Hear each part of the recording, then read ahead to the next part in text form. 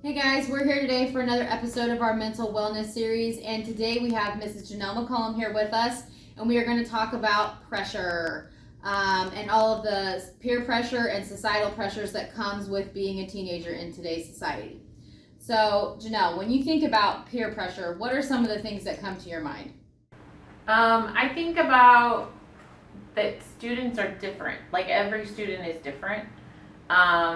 There's pressure to do well in school. There's pressure to do well with friends.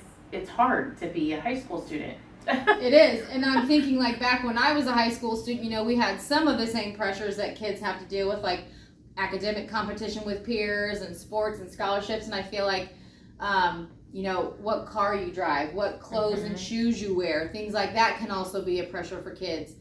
But I think that there are also some new pressures today that we didn't have, thank God, when we were younger, such as social media and your lives being put out there for everyone to see. And once you put it out there, you can't really take it back. Right. And so I think some of our kids are dealing with the pressure of, how do we participate in that and mitigate all of those factors all at the same time?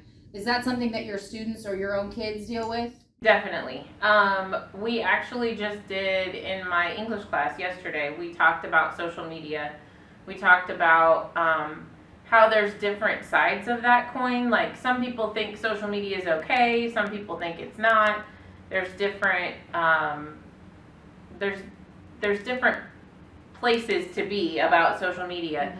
But my own kids, my children have dealt with that some. I'm kind of a strict parent. So they don't get to use social media like everybody else does.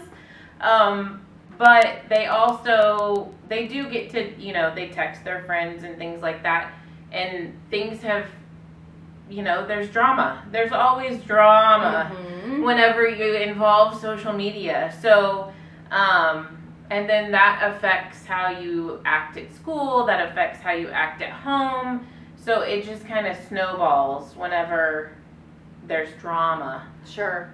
And that's something that I know that I'm familiar with, because when there are kids that come to school, and some of you guys know that, sometimes we can't leave the things that are going on in our personal lives at home when we're here 8 hours a day. Right. So some kids come to me sometimes that someone posted such and such, or someone's mad at me, or they took me out of the group chat, and what am I supposed to do? Oh God, my life is over, everybody hates me. And it's not always that big of a catastrophe, regardless of what you might think, but I think in sometimes kids' eyes that it is that serious, or at least it's perceived to be that serious.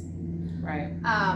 So let's say that you had a kid that was feeling the pressures of grades. What's some advice that you might give to them?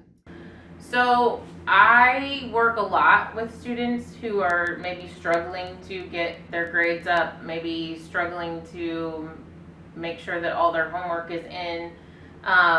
One of the biggest things that I have found is to have an assignment notebook, to have a plan in place to deal with that pressure, because it may be really tricky for you to keep track of everything you have to keep track of in high school. And so that kind of diminishes that pressure a little bit, because you have it right in front of you. You keep track each hour, keep track of the things you need to do, and then you can mark them off, kind of like a checklist, to-do list. That helps with that pressure. There's, and I would just say talking to your teachers. Yeah. Your teachers are your number one fans. Believe it or not. Believe it or not, we're here for you. So talk to your teachers. If you're struggling with something, ask. They're there for you. So some of the students that you work with tend to struggle a little bit more than others. How would you help them deal with that pressure of feeling like they don't measure up, or they're not as good as other students who maybe don't struggle as much? I think just to remember that everybody's different. We're all gonna do things differently.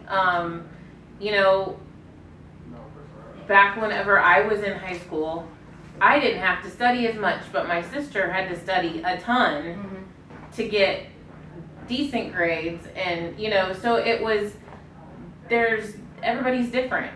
There's nothing wrong with you if you have to study more. It's Sure. And one of the things when I meet with kids all the time, I tell them, you know, does anyone expect you to get straight A's?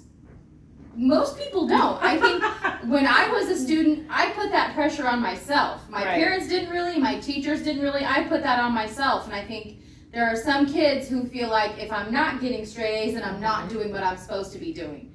But I always encourage kids that as long as you're putting forth some sort of effort, then you're doing the right thing and you're doing enough. And like you said, if you're communicating that with your teachers, if you're communicating and you're putting forth effort, you're probably not going to fail.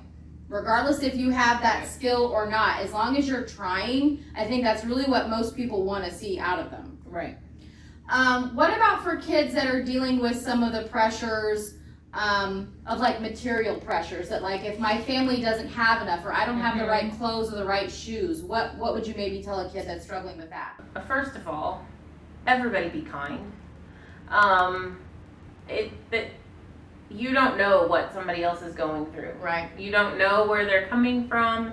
You don't know, what pressures or things they deal with at home. So I would encourage everybody to just be kind to one another. It doesn't matter. It really doesn't. It doesn't matter. In 2 weeks or 2 years, do you think anyone's going to be talking about what pants or shoes someone wore to school? No, they're really not, because it doesn't matter.